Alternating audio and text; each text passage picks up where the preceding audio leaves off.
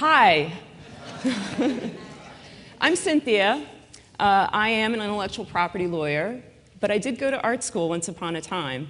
And my story is a little bit about how I got to where I am today, and how all of us sort of get here. Let's see if this works. Okay, so my story is being the man of the house, which my husband's okay with. So back in 1990, a really good friend of ours, Eden Bowditch, was writing for Maryland Family Magazine, and she wrote an article called Multiple Choices, and it was talking about the choices that families make to balance their careers and raising their children. And at the time, all of our friends made fun of us, like over and over again. And maybe we realized maybe that was because it was sort of an unsettling thought, you know, is that a woman would take over and she would be the breadwinner and the man would stay home and take care of the house and raise the children. But for me, I think that's been my dream since I was a little kid.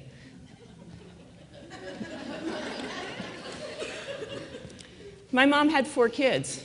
She was always in the van, in the grocery store, or cleaning toilets. That's really not what I wanted to do. My dad was flying all over the country, going to board meetings. Board meetings, not homework. So subconsciously, I think that most of the things I chose to do, now my husband likes to just say, oh, you're just a tomboy, you know. But that's not really completely true. I like pretty jewelry. I like pretty clothes. But I always did guy stuff. My best friend growing up was my little brother. We played with G.I. Joes. We rescued Barbie. Other than that, Barbie usually stayed in the closet. We did chores with my dad. It's the only way he'd pay attention to us is if we shoveled gravel, dug post holes, you know, that kind of stuff. It's bonding, you know.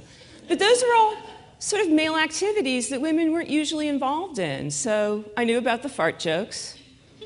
And when my dad was plumbing, I learned how to swear. So that's good for what I do now.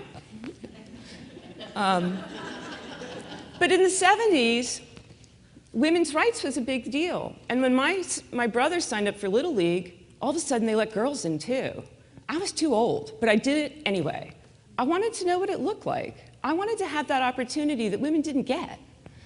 And so I did it, and they let me play as long as I agreed to get hit by the pitcher's ball, you know, because then I would get on base, and I would run as hard as I could. It was fun. So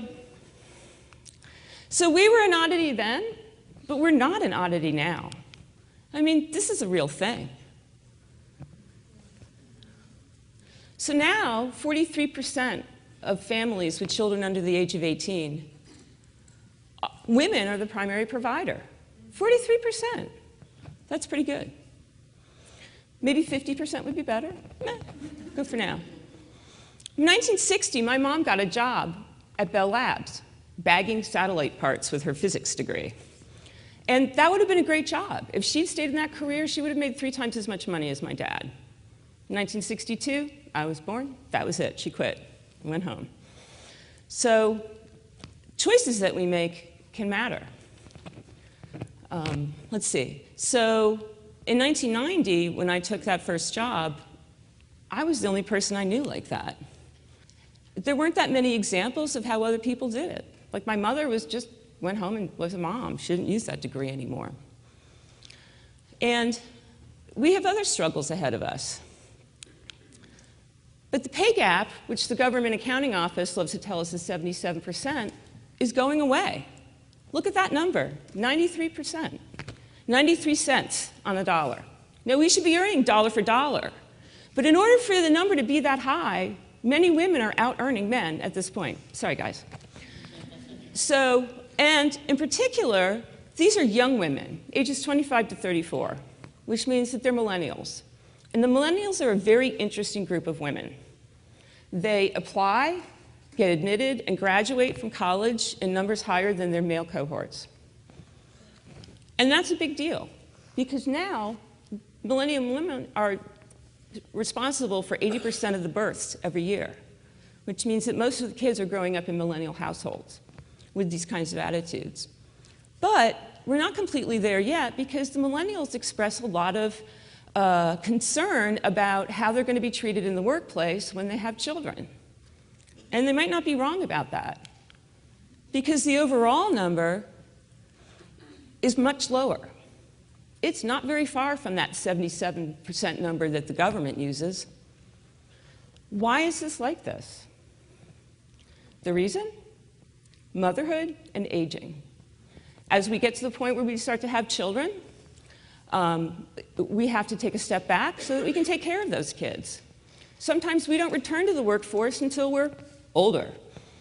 And at that point, you don't look like you can earn as much money for the company as you could when you were younger. I made that mistake. I went part-time. Because I went to law school. After I was director of security at MICA, which was my first breadwinner's job, I couldn't go very far from there because I didn't have a cop background. That's what directors of security usually come from. You're usually a retired police officer. And I didn't really have the energy with 2 kids to do triple shifting at Baltimore City Police. So my friend suggested law school, which I have no idea what that was like. But what I found out pretty soon is that it meant you worked all the time, and you didn't see your families, and you didn't go home until late at night. So I went part-time. But the problem with going part-time is that you're really working full-time, because your job doesn't turn off. You're a salaried employee. You're expected to work round the clock if they need you. So I was working full-time and getting paid part-time, back to the 88%, 84%. And my colleagues didn't think I was serious. They didn't think I really wanted to be a lawyer, that I was just, making extra money. What I realized is I needed to act like a guy. So I went back to Dave, and luckily, the reason why we did this is because he has the better art career. And he's like, great, I'll stay home, I'll work freelance, I'll keep the house clean, I'll take care of the kids. And I said, fine, I'll work 12 to 15 hours a day. Great. And we did, and that worked. But there's still issues with this, because women can't win. If you don't stay home with your kids, people look at you funny. Like, what? You're a mother. Why aren't you home with the kids? I'm like, hi, I'm out earning money. And my husband is a much better mother, trust me. And in the beginning it was hard. He didn't know how to cook. His parents grew up in the war in Europe, and when they got to the US and found canned goods, that was a miracle. So we started from canned goods, and now we're eating from the farm, fresh food family. And the house isn't bad. But statistically, this is why the millennial women are seeing that their pay rate is eroded. Because either you work reduced hours like I did, or you go the whole way and you drop out for a while. My friends who dropped out to raise their kids are having a very hard time getting back in the workforce. They're depressed, they're angry, they're getting divorced. This is all a problem. So change still needs to happen. But with each generation that the cycle repeats itself is that we push each other a little bit more forward towards equality. This is Oma. This is Dave's grandmother. In 1990, when I took that job at MICA, being director of security, my husband worked for me. Called my dad. I was so excited. I told him I got a job. Dad, I have a management job. He's like, oh, what job? Director of security. He said, does that mean you're going to supervise your husband? And I went, oh, no, we just all work together as a team. He said, don't do it. Don't do it. You are going to embarrass your husband. But that's kind of a code. So when women get to be childbearing age, they start to see their paycheck erode. Men, on the other hand, and this is a Pew Research grant, you can look it up yourself, men actually start earning more as they have a family. And it's back to the code. He's a man, he has a family, he needs a job. You're the woman? Go home. So that was my dad's generation. But it still sort of sticks in my craw that he said that to me. Because I had to tell him he was wrong. Well, I didn't tell him he was wrong. It's not worth it, but. So In 1956, my mom got to go to college. You know, she was lucky. A lot of women didn't go to college. In 1936, my mother-in-law, who worked her entire life as a medical records technician at Children's Hospital, was not allowed to go to university in Holland because that's a waste of money. You're just going to get married. That has always stuck in her craw. So Dave's mom, see ya soon, I hope. She was the air beneath my wings. Every time I had a promotion or I wanted to go to law school or I wanted to do anything else, they would help us. They would encourage us, you know. They'd come cook food. You know, she was wonderful. In 1926, Oma was in law school in The Hague. And she passed her first year with very high scores. But her advisor took her aside and told her that they had transferred her to the history department because there are no jobs for women lawyers. I never knew that. But when I was studying for the bar exam, she wrote me a letter. She was 100 years old.